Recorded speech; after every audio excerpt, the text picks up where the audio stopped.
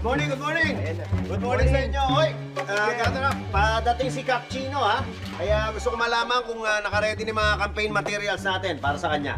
Andiyan na po yung mga poster, kakarating lang. Ay. Tapos yung mga volunteer po natin ito sila, yung mga magpapaskill po mamaya. Very good, very good. Okay, sige, ganito ang gusto kong gawin natin, ha? Yung mga campaign materials natin na ipapaskill, idikit nyo kagad sa mga malalaking establishment. Kabit nyo sa mga eskwelahan, sa simbahan, sa tindahan, sa mga poste, sa mga puno. Sir, kahit sa... bawal daw po yan eh. Kasi sabi ng COMELEC, may mga designated areas lang tayo para sa mga campaign poster. Naku. Bawal daw po tayo magpaskill sa mga public area basta-basta. Hindi totoo yan. Alam mo, ginagawa rin ng ibang kandidato yan. Pagka naunahan tayo dyan, madadali ako kay Capchino. Kaya dapat gawin natin yan, ha? Yun ang ulitin ko sa inyo, ha?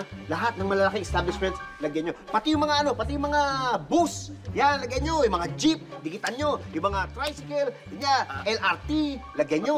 Manager. Yes. Ayon sa Fair Election Act, hindi po pwedeng dikitan yung mga pampublikong sasakyan. Yun po yung sinabi.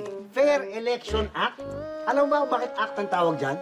Kasi dito yan, acting lang yan.